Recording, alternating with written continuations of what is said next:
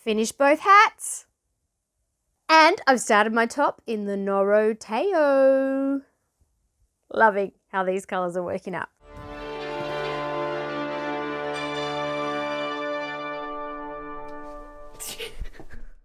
Hello, I'm Freya's mum, also known as Emma, by the way, in case you didn't know. Welcome to my podcast. Okay, the hats. So in my last podcast, I had already started this one. Finished this one. And I was working on this one. So I was playing a bit of yarn chicken, as you know. I don't know, did I win or did I lose? Because I had enough yarn to finish the project, but I didn't have quite enough yarn to continue the same striping pattern. But I'm still pretty happy. That looks pretty good. I think anyone would be happy to have this on their head to keep them warm. Yes? I'll show you how much yarn I actually had left for the whole thing. So I had this much brown and this much blue. I totally won yarn chicken, didn't I? Nice. Now I've also washed and blocked both hats, but I don't really have any fancy blocking equipment. I know you can use a balloon to block hats, but I don't really want to do that because I don't really want to have balloons.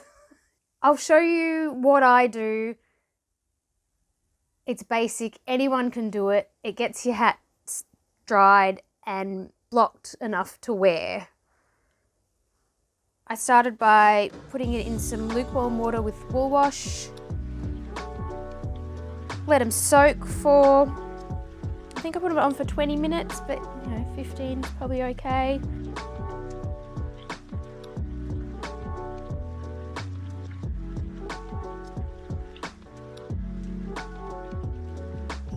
Then I gave it a rinse with lukewarm water. I didn't squeeze it too much here, just enough to get the soapy water out basically. Then I got the towel out, rolled them up in the towel.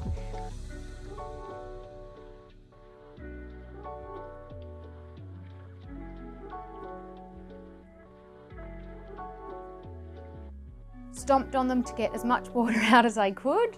It's actually kind of fun.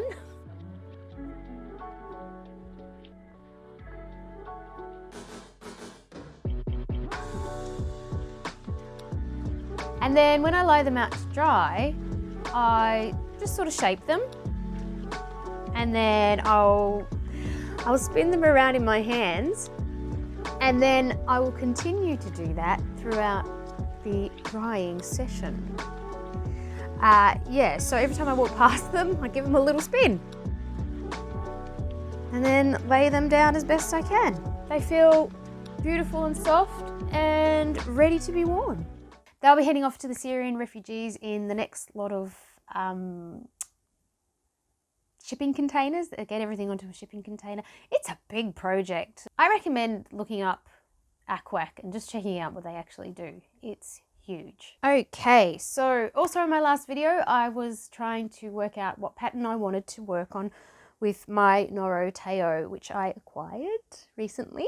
9 balls of these, so that's 900 grams.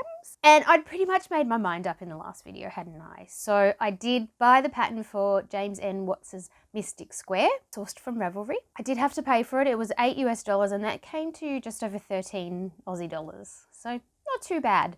And I feel like it's a pattern that I'm going to revisit. Also because I think I've stuffed up my gauge and this top's going to be smaller than I anticipated.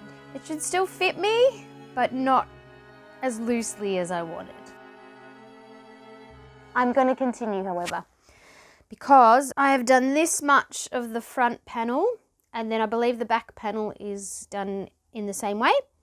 And then you do a shoulder seam and a side seam, and then you can do your sleeves. So I'm not going to stop. I'm going to finish this top, and if it doesn't fit me, it will fit someone. Maybe learn from my mistake. I often like to cheat when it comes to my gauge squares, my swatches. I don't knit up a full square. and I tend to like knit a bit, see how I'm going. If I think it's close, I'll knit a bit more. And then I actually leave it all on the needles. I don't take it off. And I certainly didn't block it. A lot of patterns say to block your gauge square to make sure you're happy with it. And they're probably right. But this yarn is predominantly cotton, so I didn't think that I would bother. It's not going to stretch a whole lot, even, you know, once it's wet. So I didn't do a full swatch and I didn't block it. Oh well, it doesn't matter. So I'm supposed to have 16 stitches and 24 rows over the 10.2 centimeters to be precise, which is 4 inches, I believe. No. I think I just counted somewhere in here and I got more like 18. So I really needed to go up 1 or 2 sizes, didn't I?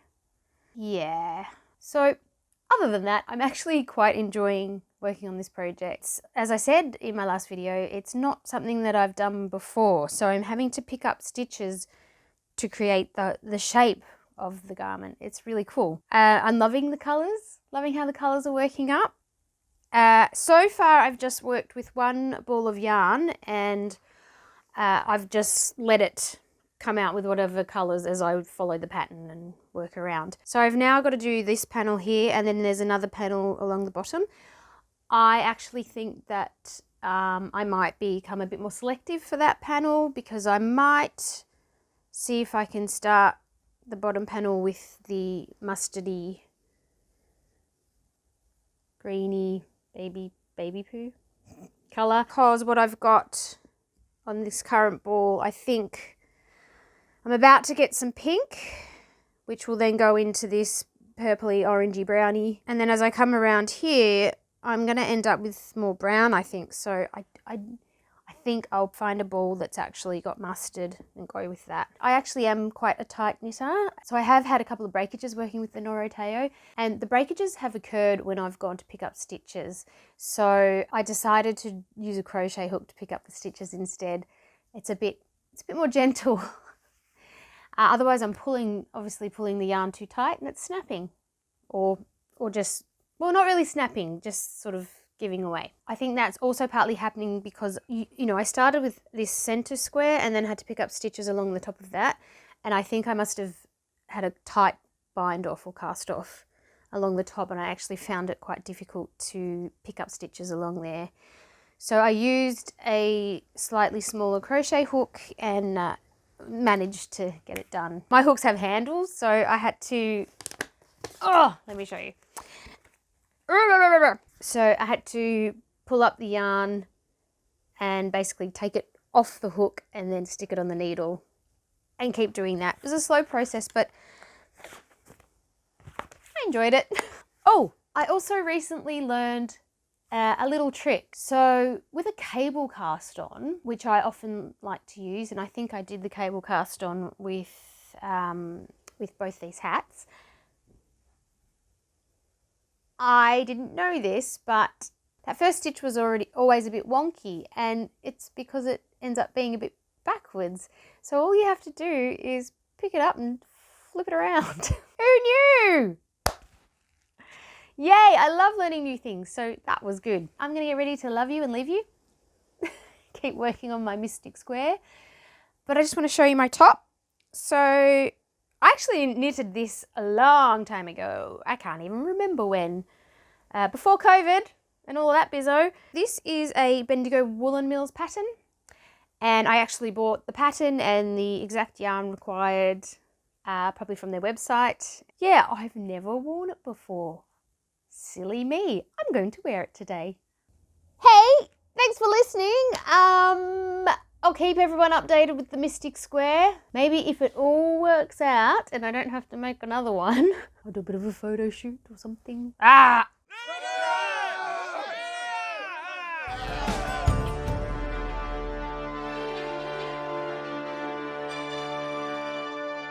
Lots of knitting in today's podcast.